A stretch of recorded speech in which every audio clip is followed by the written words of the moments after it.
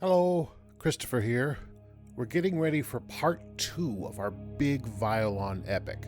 Now, just a quick reminder that you can get these episodes as much as a week earlier than the main feed, and other extras too, if you join Exoplanetary's Patreon at patreon.com/exoplanetary. This month, we added a new occasional feature we're calling Exopedia. These are in-depth histories of our characters, and we'll update them from time to time with new information and fan art, if you send it in. We've started with Alice Wolverton. Now, who should we do next? Let me know. Join us over at patreon.com/exoplanetary for this and more stuff. Now, if you can't support us financially, you're always helping out by spreading the word. Let your friends, family, and followers know about Exoplanetary. Listen with them and get them to subscribe. Have them join you by following us at Exoplanetary Media on Facebook, Exoplanetary on IG, Instagram, the gram, and on Twitter at Exoplanetary Pod. Now, if you have a question for our show or one of our actors or crew, be sure to send it to us with the hashtag AskExo. Again, hashtag AskExo. Just send it to us through any of those social media, and we'll try to respond to all of them. Now, on with part 2.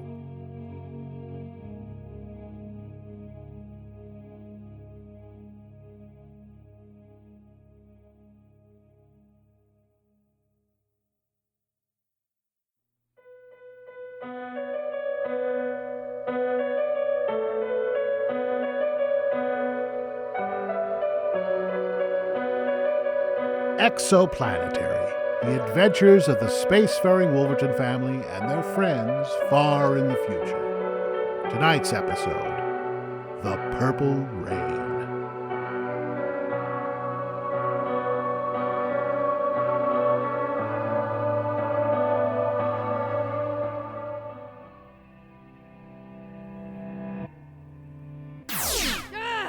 Peter, don't do this! Less talking, more firing. I'm only doing what I was sent here to do, Alice. This planet now belongs to Exoplanetary Corporation. You're horrible! You aren't the person I fell in love with! I'm not a person. You aren't a human. Don't you understand? I am a person! I'm a post-human! You can fire all day. But now that I'm taking over this planet, your weapons aren't enough to harm me. But I could do this. Ah! Oh my God! Are you all right? Are you all right, baby? Annette! Did he get my face? I think he just burnt your arm, baby. Oh, good. I'd hate to upset the viewers. Frankie! Carry him off that way. I'll cover you. I got him. Get him down this hill. We'll be out of range.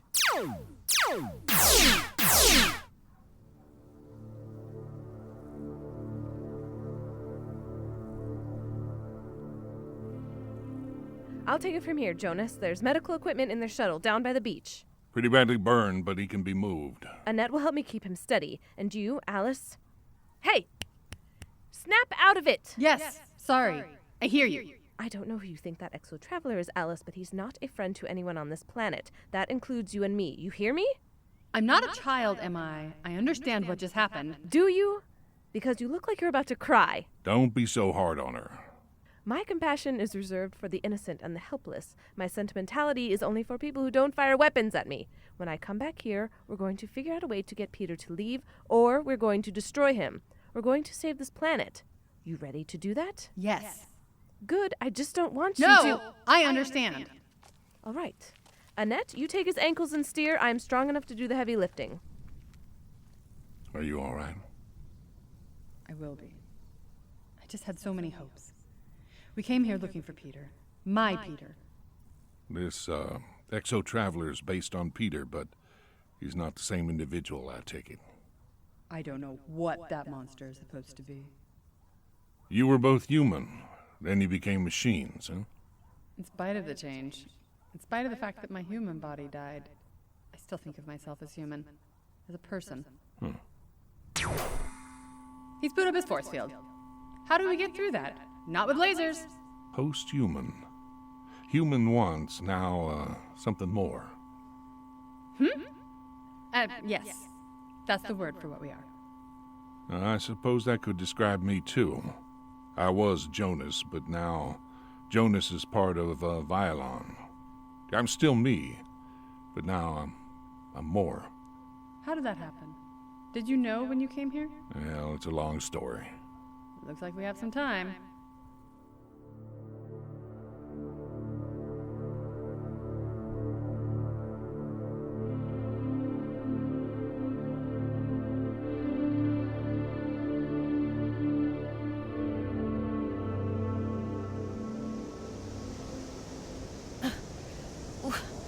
Almost there, Frankie.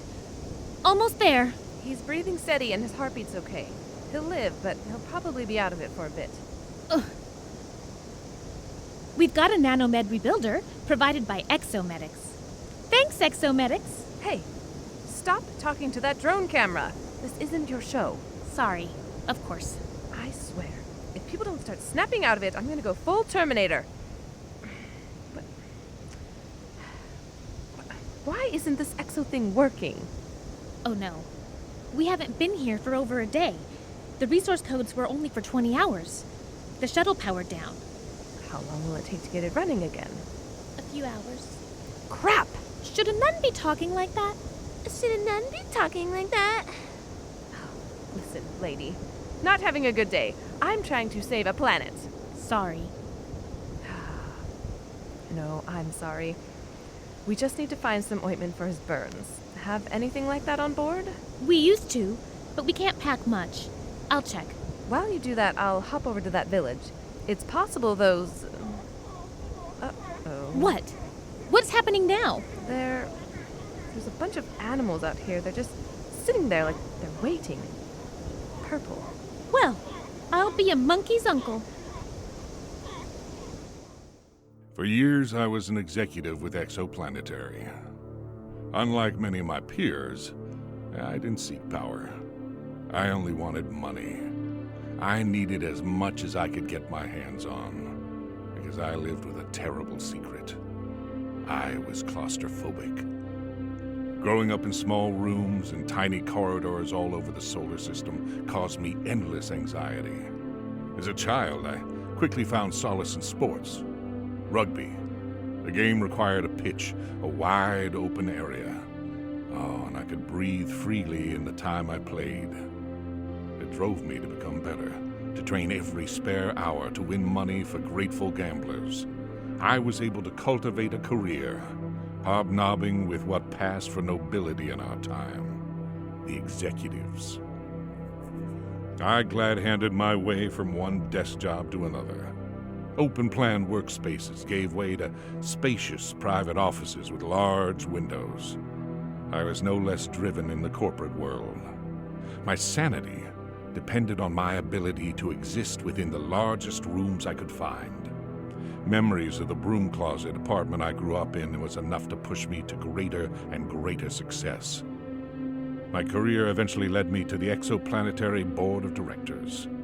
The wealth I earned as a captain of industry afforded me a massive home. I called it the Fishbowl, a satellite that orbited the moon, surrounded by thick glass, the same kind they used to protect the Apollo footprints in Armstrong Park. The solar shields protected my privacy, but allowed me to survey the entire moon from orbit, or even visit other planets. In the bottom floor, though, was my most prized accomplishment. I found her in the genetic archives brought from Earth, cloned from a thoroughbred. I named her Lavender. She lived in a stable, and I built a large grassy area for her to gallop and play. It was a strange field, but I was happy.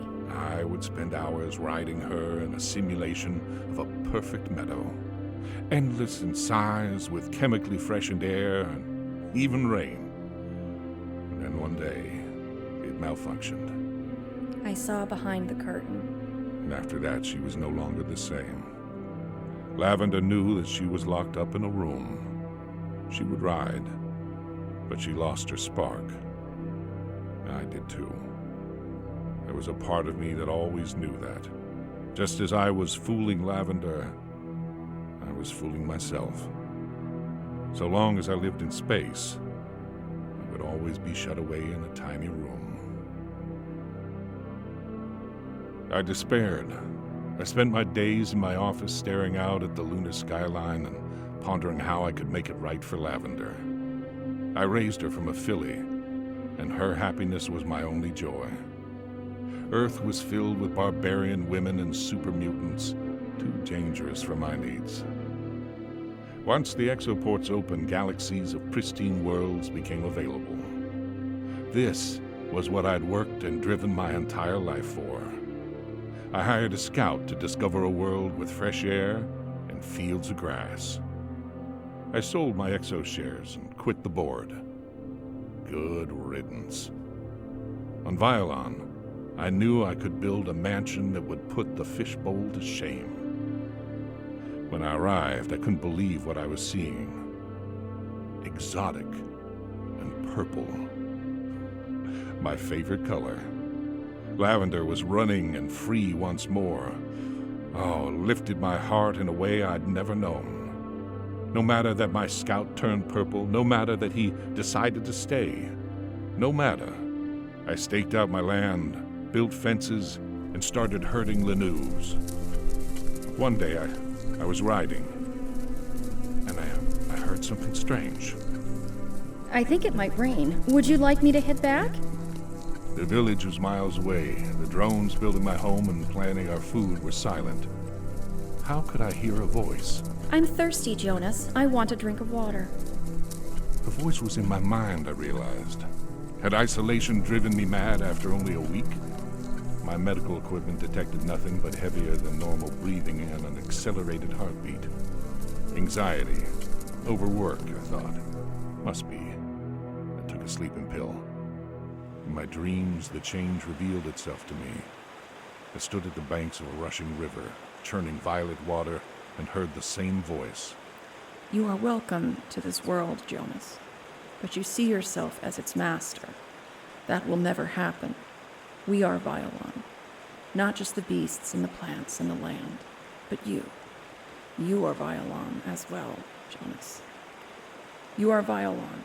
You will never leave this world again. You will never leave this world, for you are one with it. I cupped my hands and drank from the river. I walked in until I tread water. It was my own idea. Yet somehow it wasn't. The line between me and this voice blurred. We became one.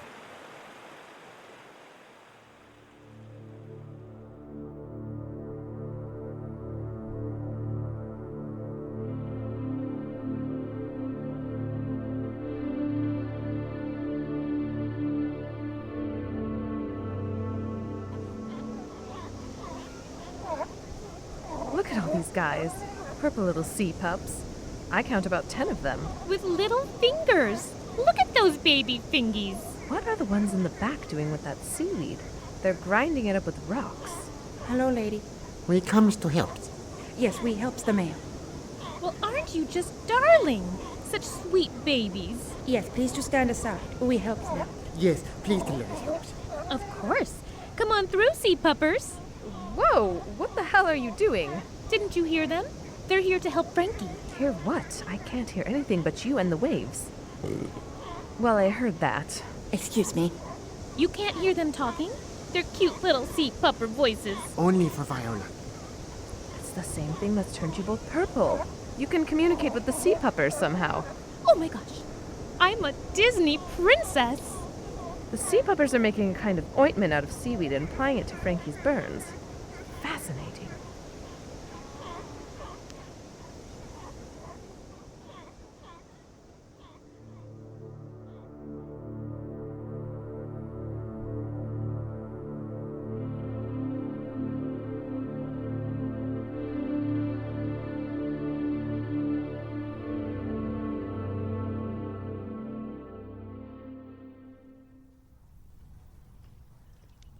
Violon is intelligent, Sentient? Well, not quite. In the beginning, there was a tree that came to grow special acorns. Soon, there was a forest of them. A critter ate an acorn. Then she started helping the trees, and the trees gave all the critters acorns. 7,000 years later, the intelligence achieved what we think of as sentience. The entire planet became a collective being, capable of language and reason and whatever other skills it picks up along the way. So it's holding you all prisoner? Oh, not at all. We just live here. Every living biological entity on this planet is connected. We communicate with each other. We help one another. We give each other what we need. Violon wants for nothing. A telepathic group intelligence covering an entire planet. Oh, the oceans, too. It's beautiful, Alice. It's a life I never would have known to ask for, but it's one that fills me with joy. I only hope your friend down there isn't ending it. I won't let that happen, Jonas. We appreciate your help, Alice. This attack has the entire planet frightened. I can feel it. In the soil, in every blade of grass. Mother Invention and I stopped another rogue exo-traveler just over a year ago. But she didn't have a force field. Without the force field? We might stand a chance. But he'd need to be confused, distracted. Oh, see. A distraction. How tough are you exo-travelers? We're built to withstand deepest space, but we aren't indestructible. A physical threat would need to be overwhelming. And your force fields? It's like a dome over him. Is he completely enveloped? Good question.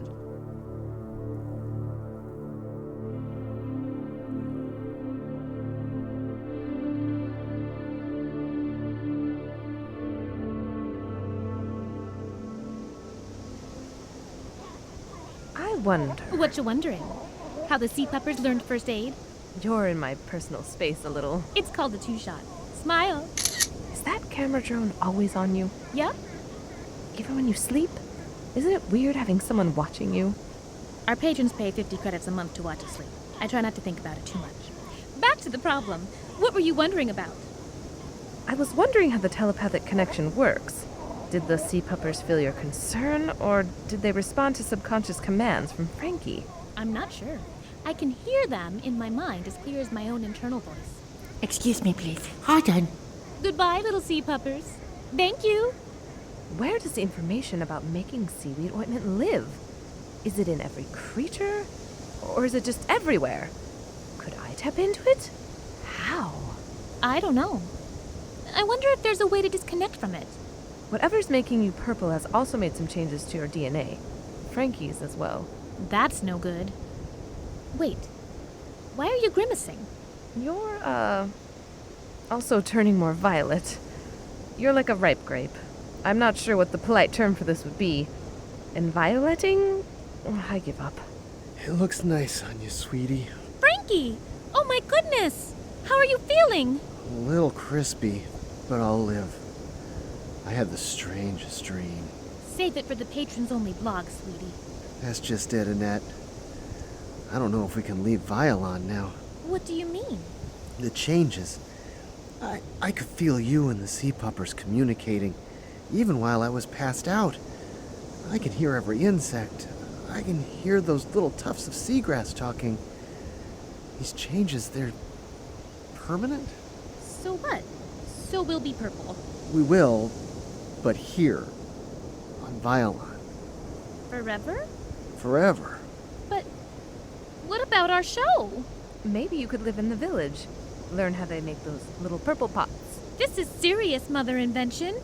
Frankie and I fought hard to build this life for ourselves. Our show is very important to both of us. It's not about money or attention. It's just a way of sharing ourselves with the entire galaxy. I apologize. I do understand how disruptive and strange this must feel. It feels like some cosmic joke. Yesterday I couldn't think of anything more important than getting away safely. Now, I can't imagine leaving. It's like my entire being is connected to this planet. Forever. Gosh, I feel the same way.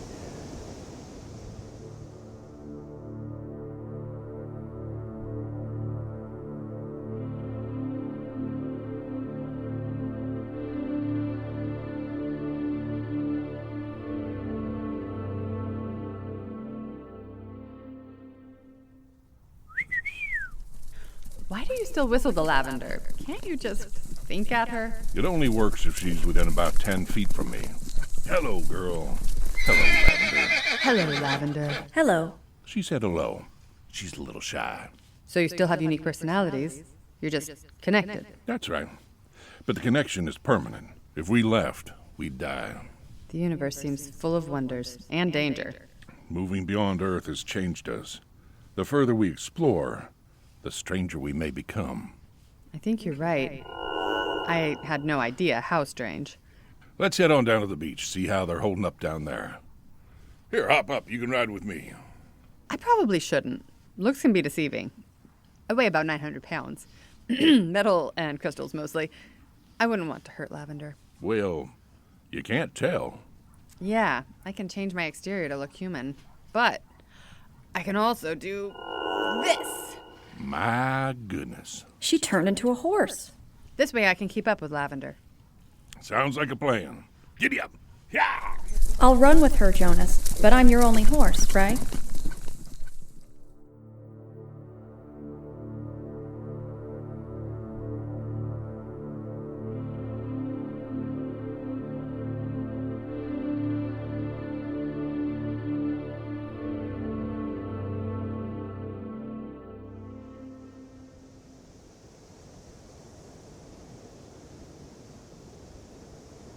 You know, it's not easy being purple. I'm sure you'll adjust. What are you looking at, Mother Invention? Looking at this planet. The fish of the sea and the fowl of the air, and every creeping thing that creepeth upon Violon. And your strange connection to it all. I think about that and how I don't really have any kind of connection. I don't belong to anyone. I don't have any close friends. I don't have a family. Do androids dream of electric families? What about Alice Wolverton? Isn't she your friend? I'm only here with Alice because she found me and repaired me. I don't really know her all that well. But you will in time, surely. I don't know. I suppose. I'm made to have these feelings. I have compassion and I care and I love, but that's for everyone. For no reason. What if I could love someone or something for a reason? Are you talking about romance or a hobby? She's talking about passion. Yes, that is what I meant. How do you have passion? You just sort of, I don't know, discover it. I took one look at Annette at our team planning meeting, and I just knew I had to be with her. That's so sweet. Get over here, you. Cam drone, get that hillside in shot. PDA time. Humans are so flipping weird. Look! Coming down the hill! Howdy. Howdy. Where'd you get the other horse, and why isn't it purple? It's me! Go! Yeah. Jeez. There's enough people talking to animals around here. You had me worried. Let me switch back. That was fun. I need to play with these abilities. Peter has a force field now. We've been discussing some options. I wanted to compare notes with you. We'll do that on the way back. I wanted to say something. I was harsh with you earlier. I didn't understand your feelings about Peter because I've never had those feelings before. Not as Mother Invention. And I worry that, as Catherine, maybe I had trouble then too. I shouldn't have let my feelings get in the way of a dangerous situation. Yes, but I have feelings too. I've spent most of my existence not thinking about them. Now that I'm aware of Catherine now, and I should probably figure out what it means to be Catherine. I can do that without tearing down my friends. I'm glad you think of me as a friend. Of course. Listen, we need to save this planet right now. But I want to help you figure out this Catherine thing, if you want help. I do. I appreciate that, Alice. You're very kind. Yeah, I'll get Frankie and Annette back from the beach. I got a little solar-powered rover down by the village. I'll turn back into a horse. Cowgirl up, Mother Invention. Hi-yo, Wolverton.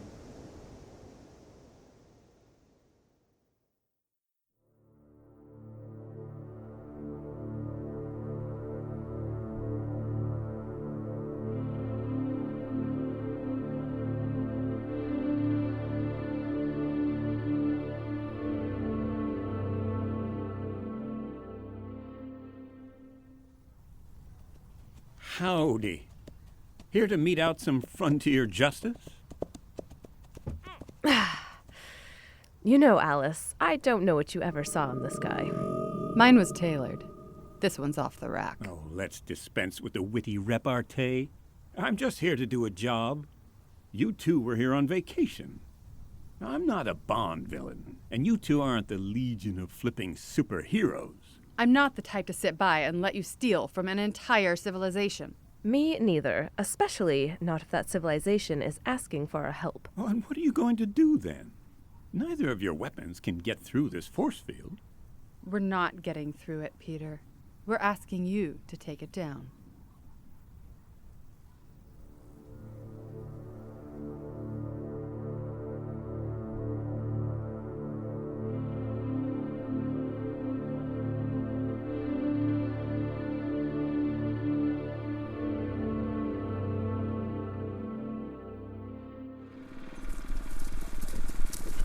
Now, do you both follow me? I'm still getting adjusted to this Violon stuff. It's strange having everything in my head. I understand. It's disorienting at first, but we don't have time to get you both up to speed. So you just want us to think what you're thinking? When I give you the signal, that's right. Where do we stand? Do we have to get very close? Not too close. About 20 feet away. North, south, east, and west. How do we do that if there's only 3 of us? I'm standing at west. I'm Lavender. I'm the horse, not the rover.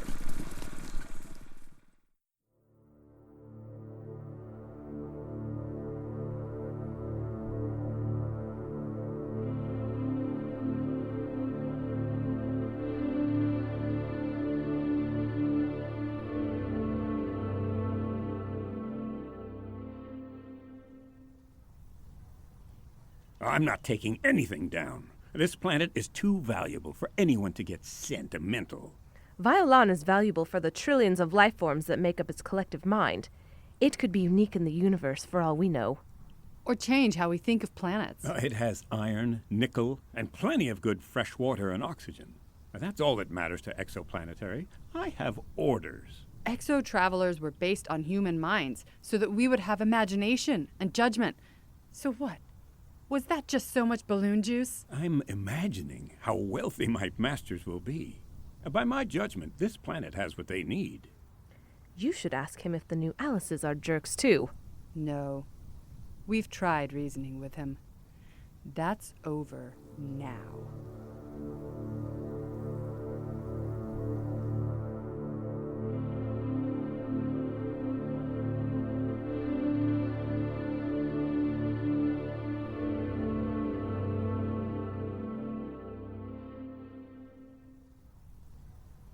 We're in position. North. South. East. West. Good. Now close your eyes. Take a deep breath and call to them. Rise. Rise. Rise, rockworms. To the surface. Help us. Help us. Save Violon. Rise. Rise, rockworms. To the surface. Help us. Save Violon. To the surface. Rise. Help us. Rise, Save Violon. To the surface. Rise. Save Rise, rockworms. To the surface. Help us. Save Violon. Rise. Rise, rockworms. To the surface. Help us. Save Violon.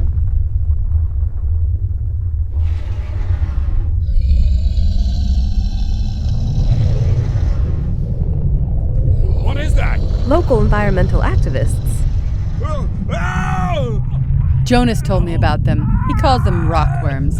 They exude an acid that burns through titanium, and they seem to have come up from underneath your force field. Force fields should be a complete sphere. Force field 101, really? Call them off! Call them off! Just turn off your force field and fly away, smart guy.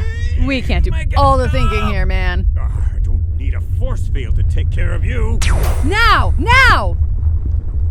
Oh, lava! Ah, it's melting me! Ah! It's horrible! It is, but if he's determined to threaten this planet, she has the right to defend herself. Yes, Peter. You wanted to make Violon part of you. Let me show you how that feels.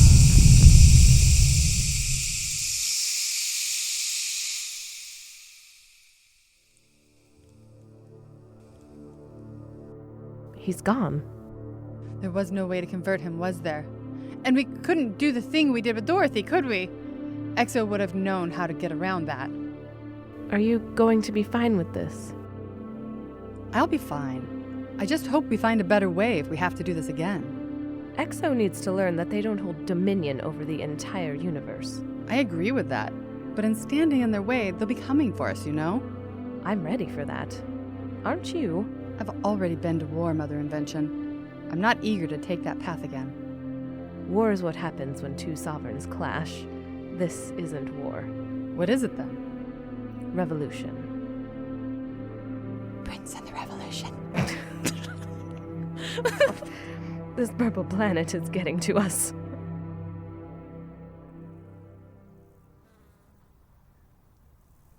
You should take the rover. That's so generous. We couldn't accept. We want you to have it. Lavender and I have noticed how distressed you've been about being stranded here on Violon. But Violon needs to make itself known to outsiders. So while you can't leave, you can still make your show. Tell people what exists here on Violon. Show them how to visit safely and treat our home with respect. That's an amazing idea. What will we tell our patrons? We'll tell them it's a spin-off. They'll love it. That's a good marketing decision. Thank goodness you both came by. It's been one for the books. I'm starting to like being a superhero. We appreciate you saving us both. And for our new home. We'll always remember you. It's always good to make new friends. Now we have a whole planet of them. So will Peter... He won't be bothering you again. That lava made short work of him. But if you do hear from another Exo traveler, you should call for us again. Yes, definitely. It was so good to meet you guys. So good to meet you. Yeehar, hang loose. Bye. Safe space travel. Yes. Thank you.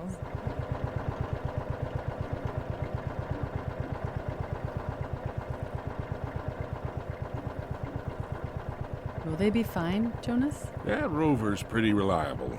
They have plenty of beaches to surf. If something bad happens, word will get to someone who can help.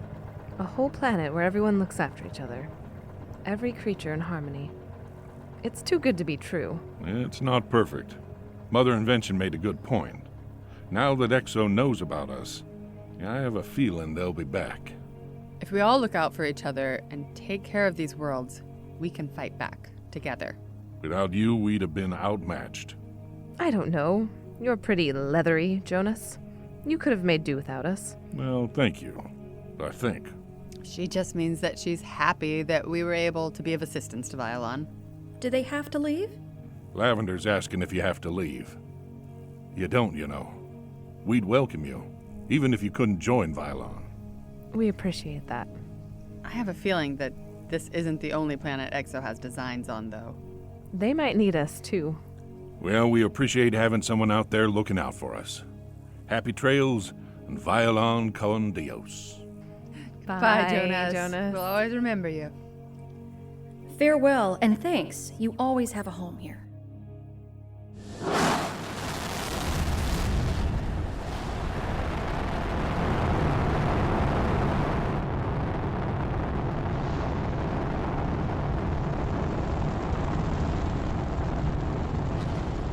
I was thinking something.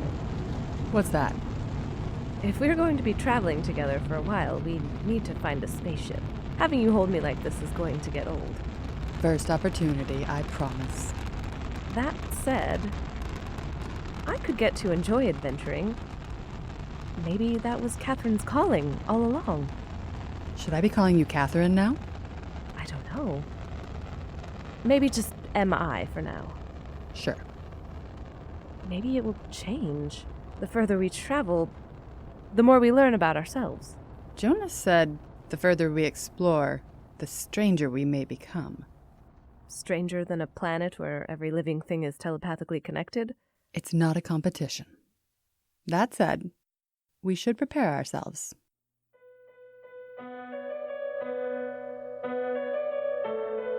You have been listening to Exoplanetary, The Purple Rain, written by C. Christopher Hart, performed by Firiel Elliott as Alice Wolverton. Stephanie Leet as Mother Invention. Sam A. Mowry as Jonas. Rob Bekuhrs as Peter. Rene Bordelon as Annette. Curtis Andersen as Frankie. Rhiannon Dowling as Lavender and the World of Violon. Produced by C. Christopher Hart. Music provided by Jacob Jansen. Sound effects by Danger Marshall. This play, the characters, situations, and associated intellectual property, copyright 2019 by C. Christopher Hart, all rights reserved. Recorded at the Willamette Radio Workshop in sunny Portland, Oregon.